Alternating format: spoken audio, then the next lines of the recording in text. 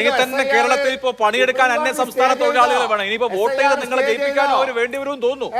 ഇല്ലാത്ത അഡ്രസ്സിൽ വോട്ട് ചേർക്കുന്നതാണോ നിയമപ്രകാരം പ്രവർത്തിക്കൽ? ഞങ്ങൾ സത്യസന്ധമായി നിയമപ്രകാരമേ പ്രവർത്തിച്ചിട്ടുള്ളൂ. നിയമപ്രകാരം പ്രവർത്തിച്ച സുരേഷ് ഗോപിയുടെ ഡ്രൈവർ എസ് അജയകുമാർ ഏത് അഡ്രസ്സിലാണ് വോട്ട് ചേർത്തത്? അതേ താമസിച്ച അഡ്രസ്സിലാണോ? അല്ലല്ലോ. ആലത്തൂർ മണ്ഡലത്തിലെ ബിജെപിയുടെ നിരവധി പ്രവർത്തകർ കേസ് വരട്ടെ. അല്ല ശ്രീപത്മനാഭൻ ഇല്ലയോ എന്നുള്ളത് തൃശ്ശൂരിൽ അടഞ്ഞു കിടക്കുന്ന മിക്കവാറും ഫ്ളാറ്റുകളുടെ ഒക്കെ പേരിൽ വോട്ട് ചേർത്തിട്ടുണ്ട്. നിയമപരമാ? കെ സുരേന്ദ്രൻ മോത്തോക്കി പറഞ്ഞില്ലേ, 29-ലും ചേർക്കും, 34-ലും ചേർക്കും, വോട്ട് ചെയ്യിപ്പിക്കും, ജയിക്കും ഒക്കെ കാണാം. അല്ല, ഞാൻ ചോദിച്ചോട്ടെ, ഈ ഒരു മണ്ഡലം ജയിക്കണം എന്നുള്ളതേ ഉള്ളൂ.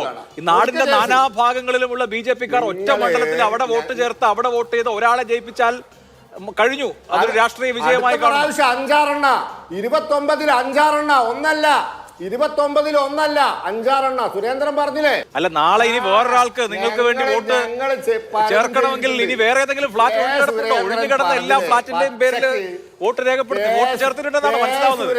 SIR-ൽ ബംഗാളിലും അതുപോലെ തന്നെ ബീഹാറിലും ഒക്കെ പുറത്താവുന്ന ആളുകൾക്ക് കേരളത്തിൽ വോട്ട് ചേർക്കാന്ന് കേട്ടിരുന്നു. അപ്പൊ ഇനി 5-6 പിടിക്കാൻ ഇനി നമ്മളെ ചേർപ്പിക്കുന്നത് ആരെയൊക്കെയാ? ചേർക്കുന്നത് ആരെയൊക്കെയാ? ബംഗാളികളെയും ബീഹാറികളെയും ഒക്കെ ആയിരിക്കും അല്ലേ? അല്ലെങ്കിൽ തന്നെ കേരളത്തിൽ ഇപ്പോ പണിയെടുക്കാൻ അന്യ സംസ്ഥാന തൊഴിലാളികൾ വേണം. ഇനിയിപ്പോ വോട്ട് ചെയ്ത് നിങ്ങളെ ജയിപ്പിക്കാനോ അവർ വേണ്ടിവരും തോന്നുന്നു.